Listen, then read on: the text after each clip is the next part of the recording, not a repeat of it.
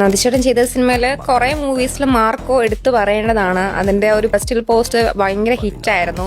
So അത് expect ചെയ്തിട്ടുണ്ടായിരുന്നു ഈ ഒരു മൂവി സ്റ്റിൽ പോസ്റ്റ് ഹിറ്റാവും എന്നുള്ളൊരു കാര്യം. ആൾക്കാർ ശ്രദ്ധിക്കുമെന്ന് അറിയായിരുന്നു ആ സമയത്ത് തന്നെ.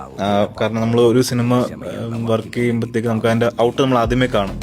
പുറത്ത് വരുന്നതിന് മുമ്പ് നമ്മൾ ആ പോസ്റ്റേഴ്സിൻ്റെ ഒരു ഔട്ട് നമ്മൾ കാണും. അപ്പോൾ അത് കാണുമ്പോൾ നമുക്കറിയാം ഈ സിനിമ എത്രത്തോളം ഹിറ്റാവും എന്നുള്ളത് നമുക്കറിയില്ല.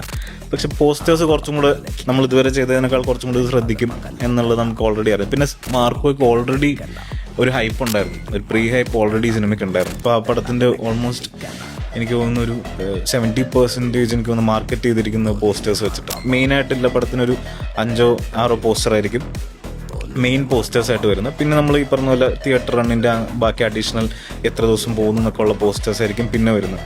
മാർക്കോയ്ക്ക് പക്ഷേ ആദ്യം തൊട്ട് അവസാനം വരെയൊക്കെ എല്ലാ പോസ്റ്ററും ഭയങ്കര പ്രീ ഡിസൈൻഡ് ആയിട്ട് ഇങ്ങനെ തന്നെ വേണം എന്ന് വെച്ചിട്ട് അങ്ങനെ ഡിസൈൻ ചെയ്തെടുത്ത പോസ്റ്റേഴ്സ് തന്നെ. ഇപ്പം ഓരോ ഫോട്ടോയും അതിനുവേണ്ടി എടുത്തിട്ടുള്ള അങ്ങനെ തന്നെ ഓരോരോ ചെറിയ ചെറിയ എക്യുപ്മെൻറ്റ്സ് നമ്മൾ അതിനകത്ത് ഉപയോഗിച്ചിട്ടുള്ള ഈ പറഞ്ഞ വാള്, തോക്ക്, അങ്ങനെയുള്ള സാധനങ്ങളൊക്കെ തന്നെ അതിന് വേണ്ടിയിട്ട് നമ്മൾ സ്പെഷ്യലായിട്ട് ഷൂട്ട് ചെയ്തിട്ടുണ്ടായിരുന്നു. ഓൾറെഡി നമുക്കറിയാം എന്തായാലും ഒരു അറ്റൻഷൻ ആ പോസ്റ്റേഴ്സിന് വരും എന്നുള്ളത് അറിയാം.